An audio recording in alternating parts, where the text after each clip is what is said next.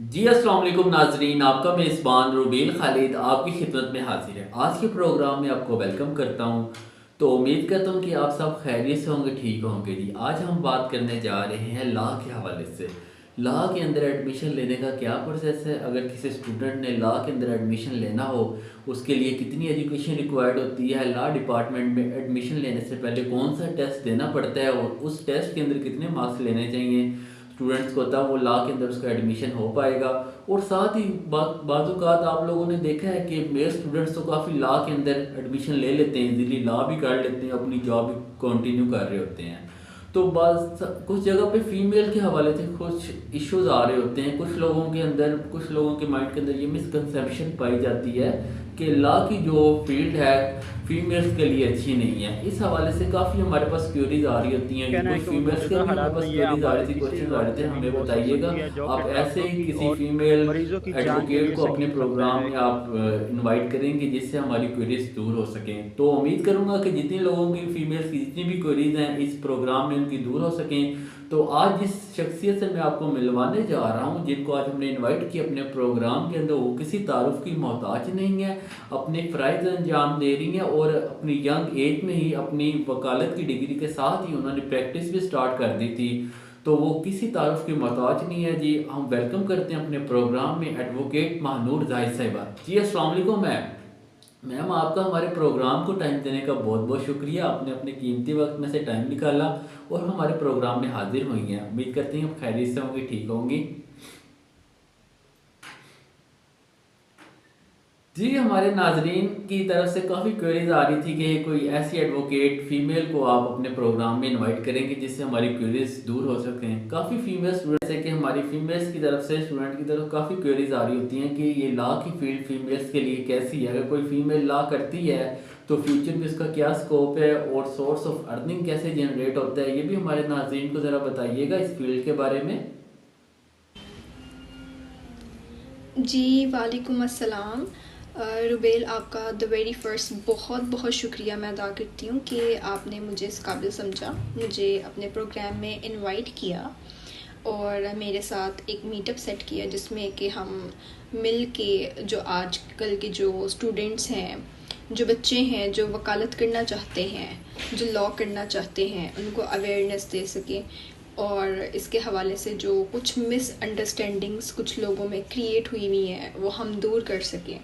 जी तो रुबेल, जैसा कि आपने मुझसे पूछा कि लॉ की फ़ील्ड फ़ीमेल्स के लिए, वुमेन के लिए कैसी है, अ, लड़कियों को वकालत करनी चाहिए कि नहीं, तो जैसा कि आप जानते हैं कि हमारे मुल्क में, हमारे माशरे में बहुत से वालिदैन ऐसे भी हैं, बहुत सी फैमिलीज़ ऐसी हैं, बहुत सी सिटीज़, विलेजेस ऐसे हैं जहाँ पे वकालत को अच्छा नहीं समझा जाता, स्पेशली लड़कियों के लिए।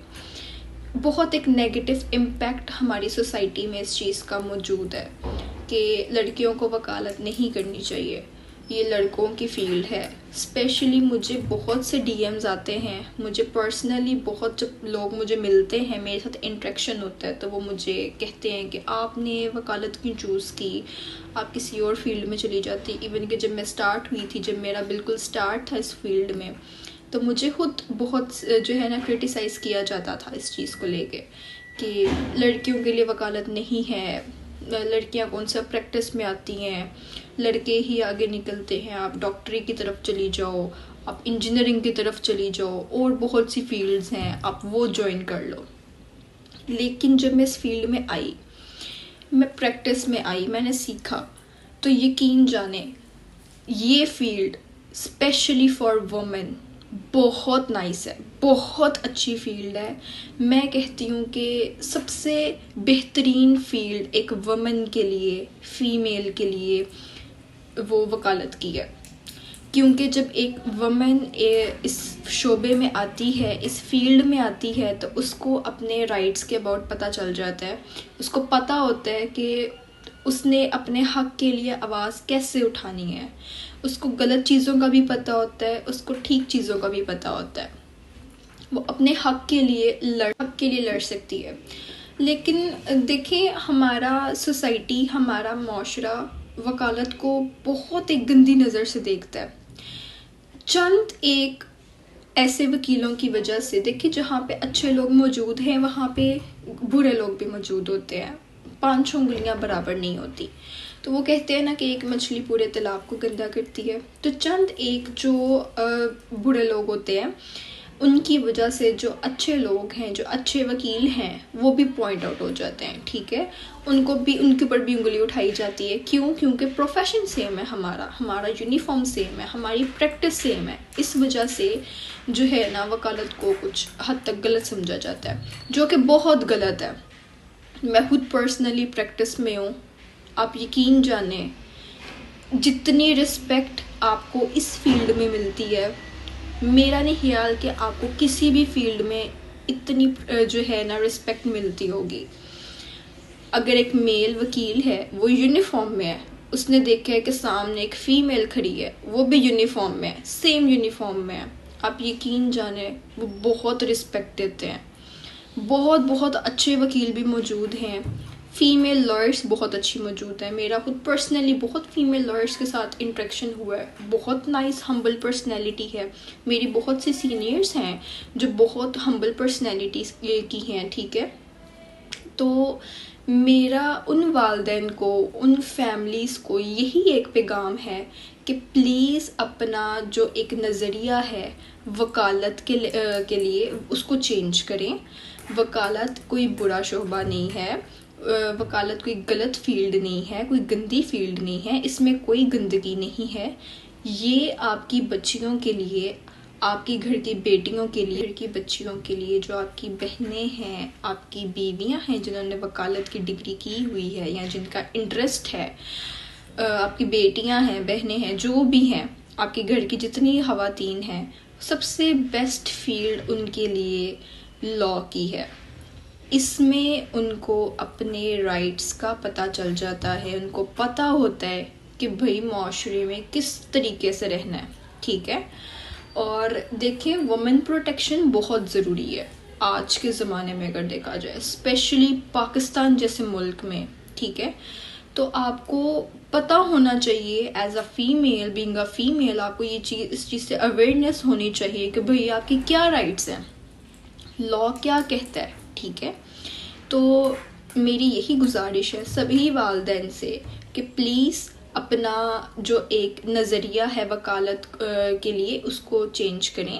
वकालत बहुत अच्छी फील्ड है और इसमें कोई बात नहीं है कि जी फीमेल्स को नहीं करना। जी, मेरा दूसरा क्वेश्चन ये है कि कुछ स्टूडेंट की तरफ से क्वेरीज ये आ रही हैं कि वो कुछ स्टूडेंट लॉ की डिग्री हासिल कर रहे हैं, वो चाह रहे हैं कि हम प्रैक्टिस भी स्टार्ट कर दें। उसके लिए टाइम कैसे मैनेज किया जा सके, कैसे टाइम मैनेजमेंट की जा सके। जैसे कि आपने भी टाइम मैनेजमेंट किया है अपने दौर में, आपने स्टडीज़ के साथ ही प्रैक्टिस स्टार्ट कर दी थी, उसका कितना बेनिफिट है, या जो स्टूडेंट डिग्री करके प्रैक्टिस स्टार्ट करते हैं उनमें क्या डिफरेंस है, उनके बारे में थोड़ा सा बताएंगे। कुछ स्टूडेंट चाह रहे हैं कि जैसे कि आपने भी कहा है कि मैंने अपनी डिग्री के साथ ही प्रैक्टिस स्टार्ट कर दी थी, तो जो स्टूडेंट डिग्री के साथ प्रैक्टिस स्टार्ट करना चाह रहे हैं, टाइम मैनेजमेंट के हवाले से ज़रा थोड़ा सा उनको गाइड कीजिएगा, उनको क्या कहना चाहेंगी आप?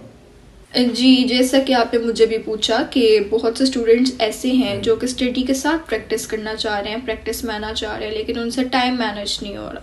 तो देखिए रुबेल, ये चीज़ तो आपको भी पता है कि आपने कोई भी काम करना है उसके लिए टाइम मैनेजमेंट बहुत ज़्यादा ज़रूरी होती है, ठीक है। हर काम के लिए आपको एक टाइम टेबल बनाना चाहिए, स्केड्यूल बनाना चाहिए और उसको पाबंदी के साथ फॉलो करना चाहिए। मैंने खुद अपना एक टाइम टेबल बनाया था कि मैंने किस टाइम पे स्टडी करनी है, मैंने किस टाइम पे प्रैक्टिस करनी है, मैंने किस टाइम पे क्या काम करना है, और मैं आज भी उसी टाइम टेबल को फॉलो करती हूँ। देखें, बहुत से स्टूडेंट्स ऐसे हैं जिन्होंने यूनिवर्सिटी में या एफिलिएटेड कॉलेज में मॉर्निंग शिफ्ट में एडमिशन लिया हुआ है। बहुत से बच्चे ऐसे हैं जो कि इवनिंग शिफ्ट में जाते हैं, ठीक है। तो आपकी शिफ्ट बहुत ज़्यादा मैटर करती है। अगर आप मॉर्निंग शिफ्ट में हैं तो देखिए, कोर्ट्स का टाइम 4 से 5 बजे तक का होता है, ठीक है। सर्दियों में चेंज हो जाता है, लेकिन गर्मियों में मोस्टली 4 से 5 बजे तक कोर्स का टाइम रहता है। तो अगर आप देखिए मॉर्निंग शिफ्ट में है तो एज़ यूजुअल आप 12-1 बजे फ्री हो जाते हो, देन आप कोर्ट्स आ जाओ, आप आके सीखो इस तरीके से कि अगर आपने किसी की फर्म ज्वाइन नहीं की लेकिन आपको कोर्ट का रास्ता मालूम है, तो आप किसी भी अदालत में बैठ जाओ, किसी भी जज की अदालत में बैठ जाओ, वहाँ बैठ के आप जो केसेस वहाँ पे हेयरिंग के ऊपर हैं, आप उन केसेस को सुनो।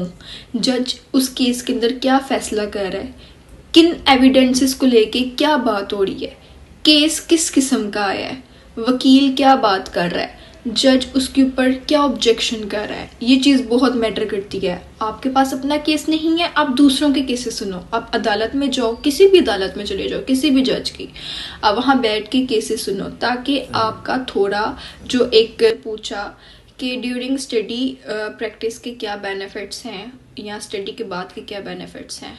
ठीक है, ज़्यादा बेनिफिट किस चीज़ में है, तो ज़्यादा बेनिफिट ड्यूरिंग स्टडी प्रैक्टिस के हैं। ठीक है, जब आप ड्यूरिंग स्टडी प्रैक्टिस में आते हो, आपको ऑलरेडी बहुत सी चीज़ों के बारे में अवेयरनेस हो गई होती है, आपको बहुत सी चीज़ों के बारे में पता चल गया होता है। ठीक है, तो वो जो एक बच्चे जो डिग्री करने के बाद प्रैक्टिस में आते हैं और जो टाइम वेस्ट करते हैं अपना हर चीज़ को सीखने में, क्योंकि देखें जो हमारी जो लॉ की डिग्री है ना, ये सिर्फ एक बेस है। ठीक है, जिसमें आपको बताया जाता है कि लॉ क्या चीज़ है। इसमें आपको ईच एंड एवरीथिंग, बहुत सी ऐसी चीज़ें हैं जो बुक्स में मौजूद नहीं हैं। स्टूडेंट्स इसीलिए ज़्यादा घबरा जाते हैं जब वो डिग्री करने के बाद प्रैक्टिस में आते हैं और वो कहते हैं कि डिग्री तो बहुत डिफरेंट थी, प्रैक्टिस बहुत डिफरेंट है। तो उन बच्चों से मेरा यही एक पैगाम है कि वो आपको इस वजह से इस तरह लगता है क्योंकि जो आप बुक में पढ़ते हो वो आप पढ़ते हो कि लॉ क्या चीज़ है। बुक में सिर्फ आपको ये चीज़ बताई जाती है, बेसिक चीज़ें, आपके बेसिक कॉन्सेप्ट्स क्लियर किए जाते हैं। लेकिन जब आप कोर्ट्स में आते हो, यहाँ पे आपको केस ड्राफ्टिंग से लेके केस एंडिंग तक जितना प्रोसीजर है, आपको हर चीज़, छोटी छोटी बातों का आपको पता चलता है। बीच में बहुत सी ऐसी चीज़ें जो बुक में नहीं होती। ठीक है, तो बच्चे घबरा जाते हैं। तो ड्यूरिंग स्टडी जो है प्रैक्टिस में आने का यही फ़ायदा है कि वो जो बच्चे स्टडी के बाद जो टाइम अपना वेस्ट करते हैं 1-2 साल और उनको अर्निंग नहीं होती, बस उनका टाइम वेस्ट होता रहता है और वो कहते हैं भाई हमें लॉ की समझ ही नहीं आ रही, प्रैक्टिस की बुक में कुछ और था और प्रैक्टिस में कुछ और है, तो वो उस चीज़ से बच जाते हैं।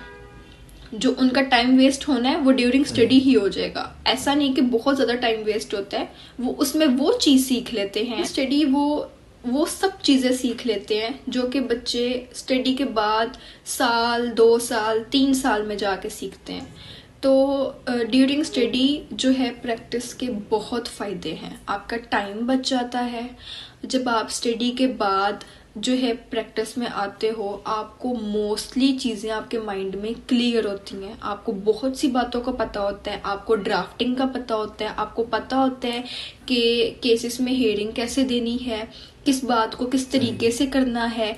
ये सब चीज़ें आपकी पहले से क्लियर होती हैं। ठीक है, तो आप बस जब डिग्री के बाद आते हो, आपकी जो पहले के जो कॉन्सेप्ट्स क्लियर हुए होते हैं वो आपके बाद में काम आ जाते हैं। आपको बहुत इजी हो जाता है केसेस लड़ने में, केसेस में हेयरिंग्स देने में, केस ड्राफ्ट करने में, आपको बहुत ज़्यादा इजी फील होता है। ठीक है, और जो बच्चे ड्यूरिंग स्टडी प्रैक्टिस में नहीं आते और डिग्री कंप्लीट करने के बाद प्रैक्टिस में आते हैं, उनको ज़रा फिर थोड़ा टाइम लगता है ग्रूम करते करते, उनको फिर थोड़ी एफर्ट्स लगानी पड़ती हैं, उनको फिर हर चीज़ A to Z दोबारा से सीखनी पड़ती है।